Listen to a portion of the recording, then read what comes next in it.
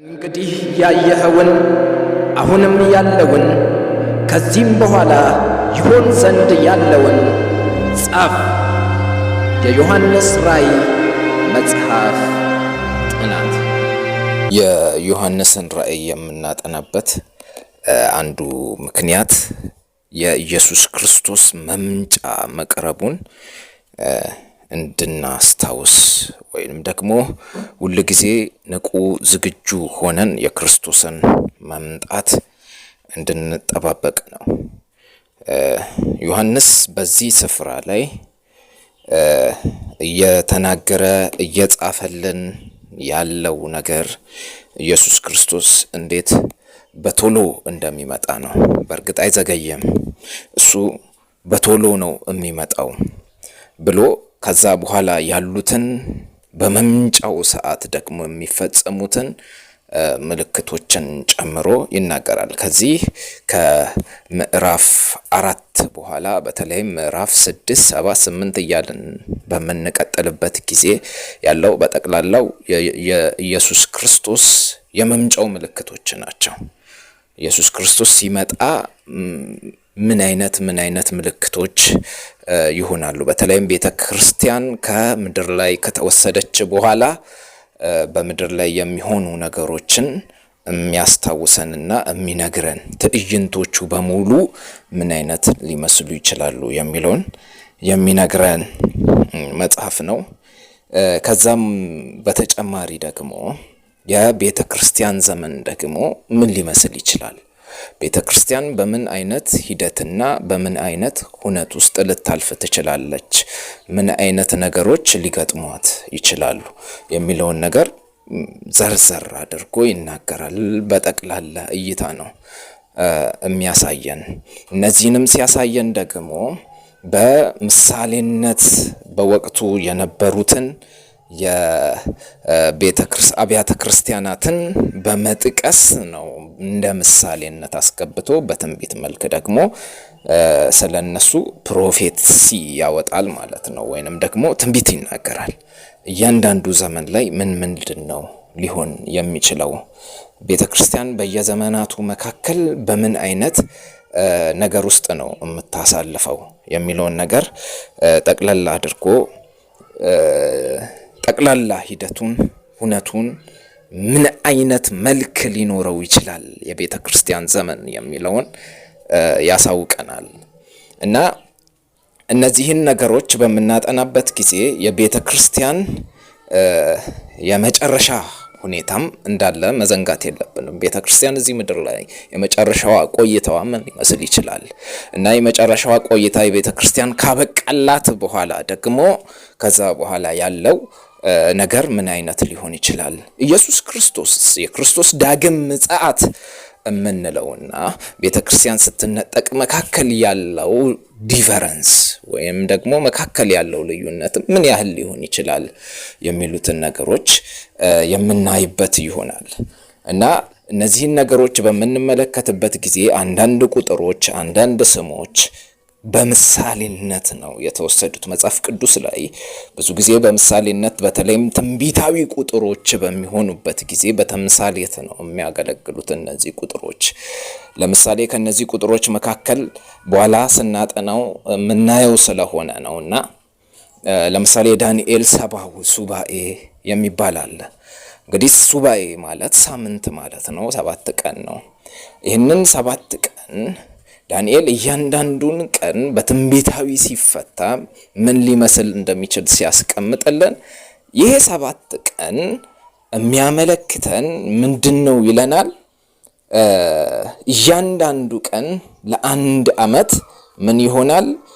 ምሳሌነት። እያንዳንዱ ቀን የሚውለው በምሳሌነት ነው፣ በተምሳሌት መልክ ነው። እያንዳንዱ ቀን ለአንድ ዓመት አሁን 70 ሱባኤው የሚውለው ወይም ደግሞ አንዱ ሱባኤ አንድ ሳምንት የሆነው 7 ዓመት ይሆናል ማለት ነው። እና 7 ቀን ነው፣ 7 ዓመት ነው።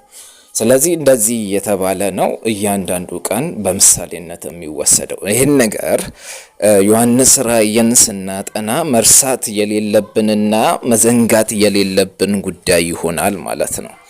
እናም በተጨማሪ ደግሞ አስቀድመን የተወሰነ ስለ ከአብያተ ክርስቲያናት መካከል አንዷን አብያተ ክርስቲያን እቺንም ደግሞ ኤፌሶን የምትባሏን አብያተ ክርስቲያን ዘመኗ ምን ሊመስል ይችላል፣ በተምሳሌትነት እንዴት ተወሰደች የሚሉትን ነገሮች አንዳንዱን በጠቅላላ ተመልክተናቸዋል። ኤፌሶን በተመለከተ ማለት ነው። ኤፌሶን ውስጥ የነበረው ችግር ምንድን ነው? እናም ደግሞ የኤፌሶን ቤተክርስቲያን ጠንካራ ጎኗ ምን ነበረ? ይቺ ቤተክርስቲያን በእርግጠኝነት የትኛውን ዘመን ልታመለክተን ትችላለች? ለምንድን ነው እንደዛ ያልነው? ኤፌሶን ተብላ ያለችው ቤተክርስቲያን የተወሰደችው በምሳሌነት ነው እንጂ በወቅቱ ያለችዋን ሙሉ ኤፌሶን የምትባሏን ቤተክርስቲያን ብቻ አድሬስ ለማድረግ ተፈልጎ አይደለም። በወቅቱ ኤፌሶን የምትባል ቤተክርስቲያን አለች። ይቺን ኤፌሶን የምትባሏን ቤተክርስቲያን በምሳሌነት የሆነ ዘመንን እንድታመለክት ሐዋርያው ዮሐንስ ቤተክርስቲያኗን ይጠቀማታል ማለት ነው። ስለዚህ የትንቢታዊ ነው እና በተምሳሌት መልክ ነው፣ በምሳሌ መልክ ነው የተወሰደው ኤፌሶን የሚለው ማለት ነው። እናም በኤፌሶን ቤተክርስቲያን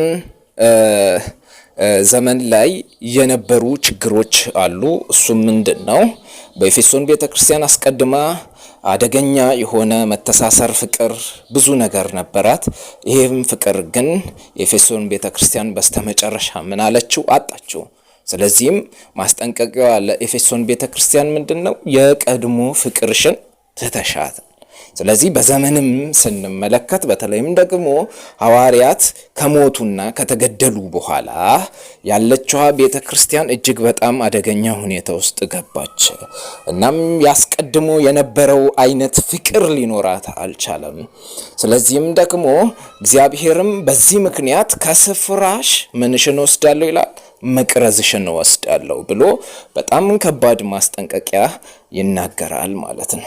መቅረዝ ማለት እንደ ምስክርነት በምሳሌነት የሚውል ነው። መቅረዝ ማለት በኤፌሶን ቤተክርስቲያን ስናጠና እንደተመለከትነው ይሄ በቤተ መቅደስ ውስጥ በአይሁድ ቤተ መቅደስ ውስጥ ይሄ ቅድስት ተብሎ ባለ ስፍራ ውስጥ ያለ 7 አንጓዎች ያሉት ላዩ ላይ ደግሞ ዘይት ተጨምሮበት መብራት የሚበራ ዘውትር ይሄ መብራቱ እየበራ ካህናቱ ሁሉ ጊዜ ዘውትር ይሄንን መብራት እያበሩ የሚያስቀምጡት ነው። ይሄ መቅረዝ ተብሎ ያለውና ከብርሃን ጋር የሚገናኝ ነው፣ ከምስክርነት ጋር የሚገናኝ ነው ማለት ነው።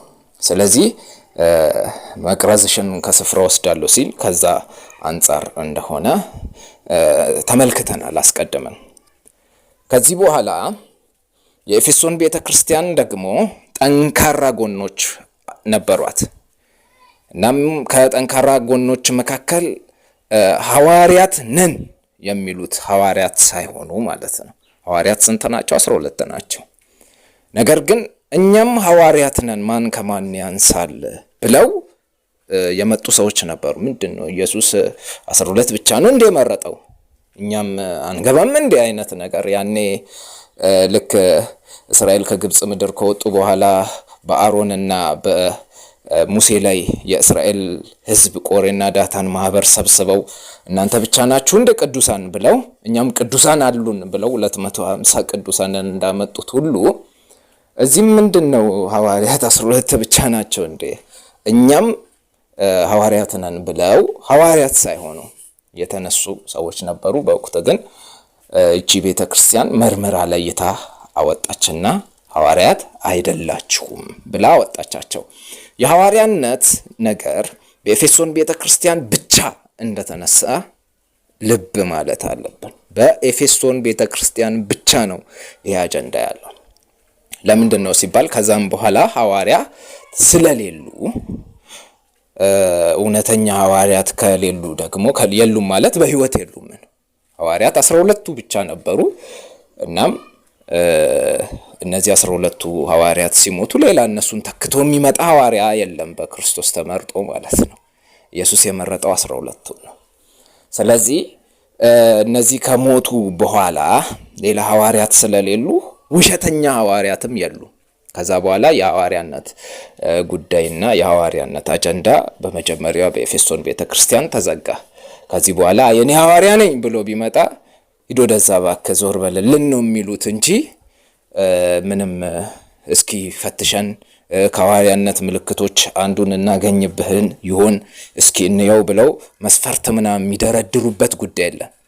ኢየሱስ ክርስቶስን በአይን ተመልክተሃልን እየተባሉ ያሉ መስፈርቶች በአዲስ ኪዳን ላይ የሐዋርያነት መስፈርቶች ሐዋርያ የሚባል ሰው ሊያሟላ ከሚገባው መስፈርት መካከል ያሉትን መስፈርቶች እንዳሟሉ ቼክ የሚደረግበት እውነትም የለም። አይቻልም። እንደሌለ ስለሚታወቅ እንደዚህ ቼክ እናደርጋችሁ እስኪ ምናምን ተብሎ በታሪክም በምንም ተነስቶም አያውቅም። ሰዎች ሁሉ የሚያውቁት ጉዳይ ነው።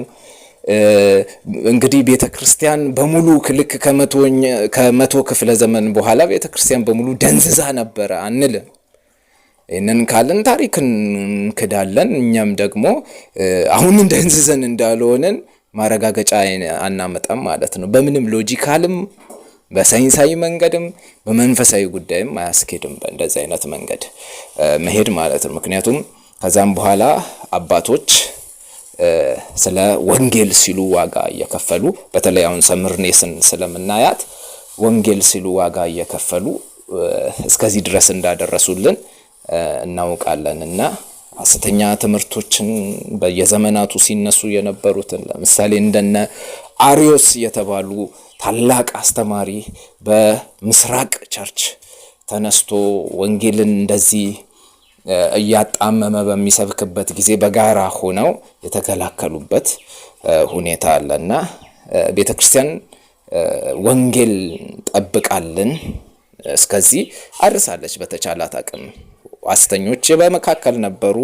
ብዙ ጊዜ ወንጌል ሊበረዝ ሙከራ ተደርጓል፣ ነገር ግን አልሆነም እና በጥቂት በሚባሉ እውነተኞችም ቢሆን ወንጌል እስከዛሬ ደርሶልናልና ይህን ነገር መዘንጋት የለብንም፣ በጠቅላላ መፈረጅ ስለሌለብን ማለት ነው። የሐዋርያነት ኢሹ በተመለከተ አልተነሳም እስከ 20ኛው መቶ ክፍለ ዘመን ድረስ የለም። እንግዲህ ከ20ኛው መቶ ክፍለ ዘመን ማብቂያ ጀምሮ ደግሞ ሐዋርያ የሚባል ነገር ብቅ ማለት ይጀምራል። ያም ካለማወቅ የተነሳ ነው ብለን አስቀድመን የኤፌሶን ቤተክርስቲያን ካጠናን በኋላ ባሉት ሁነቶች ውስጥ ተመልክተናቸዋል። ከሌላው ነገር ደግሞ ይሄ የኒቆላውያን ስራ የሚባለው አሁን የኒቆላውያንን ትምህርት አይደለም እዚህ ጋር የምንመለከተው ኤፌሶን ላይ የኒቆላውያን ስራ የሚባለውን።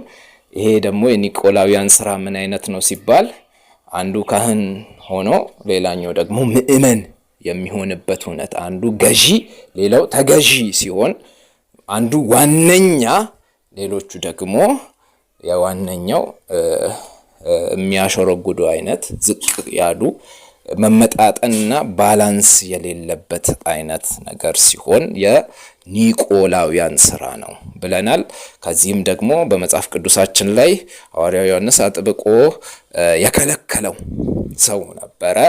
ይሄም ሶስተኛው የዮሐንስ መልእክት ላይ ያለ ዲዮጥራጢስ የሚባል ሰው ዋነኛ ሊሆን የሚፈልግ ሐዋርያው ዮሐንስንም ጨምሮ አልሰማችሁም የሚል አይነት ሰው እንደነበረ እንመለከታለን። በጠቅላላው የኒቆላውያንን ስራ ተመልክተን ትምህርቱን ደግሞ በጴርጋሞን ቤተክርስቲያን ላይ እንመለከተዋለን ሰፋ አድርገን። እንደውም ይሄ ትምህርት ዘንድሮስ ምን አይነት እውነት ላይ ነው፣ እንዴት ነው የተስፋፋው የሚለውን አይነት ነገር ደግሞ ያለውን ያኔ ተቃውሞታል። ለዛ እግዚአብሔር አመስግኗቸዋል ኤፌሶንን። ይህን ነገር ግን ቀስ እያለ ስር ሰዶ ትምህርት ሆኖ በጴርጋሞን ቤተክርስቲያን ላይ ብቅ እንደሚል እንመለከታለን።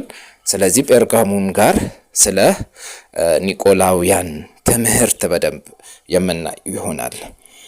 ሰምርኔስ ቤተክርስቲያን ላይ ደርሰናል። አሁን ስለ ሰምርኔስ ቤተክርስቲያን በምንመለከትበት ጊዜ ክፍሉ ላይ ስለ መከራ ነው ያለው እና የሰምርኔስ ቤተክርስቲያን ሁለተኛዋ ቤተክርስቲያን ናት።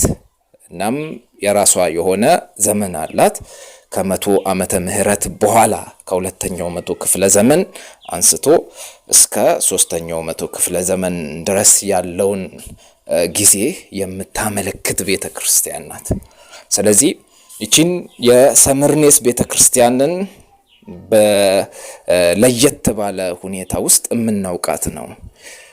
የቤተ ክርስቲያን የአባቶች ታሪክ ሲነሳ በደንብ ከሚነሳበት ታሪክ ውስጥ ከተመዘገቡት ነገሮች መካከል አንደኛው ሰምርኔስ ቤተ ክርስቲያን ላይ ያለው እውነት ነው። በሰምርኔስ ቤተ ክርስቲያን ወቅትም ነው መጽሐፍ ቅዱስ ሙሉ ለሙሉ እንዲቃጠል የተጋበዘው። መጽሐፍ ቅዱስ ስንል እንደዚህ ተጠርዞ ምናምን 66 ወይም ደግሞ 81 እየተባለ ወይም 79 እየተባለ የተቀመጠ ነገር አልነበረም። ነገር ግን እያንዳንዱ የጳውሎስ መልእክት ጳውሎስ እንደጻፈው እንደዛው በሱ ጥራዝ ውስጥ ብቻ የነበረ ነበረ ማለት ነውና እነዚህን ተለያይተው ያሉትን እያንዳንዱን አስሶ ዲዮቅሊጣኖስ የሚባለው ቄሳር ዲዮክሊሽያን ይሉታል እና ይሄ ቄሳር ምን ያደርጋል? መጽሐፍ ቅዱስን ሰብስቦ ያለበት ማለትም እነዚህ ተበታትኖ ያሉትን መጽሐፍቶች ማለት ነው ሰብስቦ አቃጥሏቸዋል። እያንዳንዱን መልእክታት፣ ወንጌላት እነዚህን በሙሉ ጠቅላላ አድርጎ ሰብስቦ በእሳት እንዲቃጠሉ እንዲነዱ ነው ያደረገው። ምንድነው እሳቤው?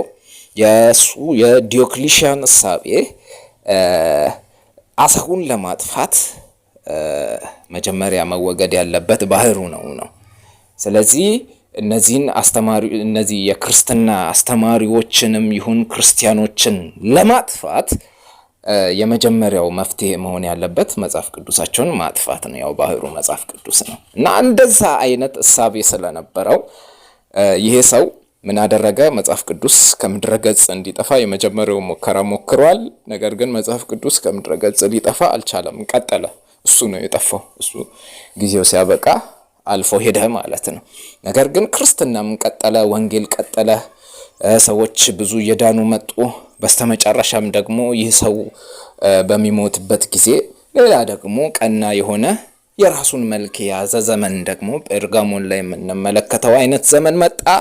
ይህም ደግሞ የኮንስታንቲን ዘመን ነው። ቆስጠንጢኖስ የሚባለው የቄሳር ደግሞ ድጋሚ ክርስትናን በአዋጅ መልክ አስነግሮ በሮም ግዛት ውስጥ በሙሉ ባለስልጣን ሊሆን የሚፈልግ ሁሉ በቃ የግድ ክርስቲያን መሆን አለበት፣ ጥሩ መስተንግዶ እንዲኖረው ክርስቲያን መሆን አለበት ብሎ አዋጅ ያስነገረበት ጊዜ ነው እና ሰምርኔስን በምንመለከትበት ጊዜ በጣም መከራዋ የበዛ ቤተክርስቲያን ናት። ቤተክርስቲያን ከምድረ ገጽ የጠፋችበት ወቅት ነበረ።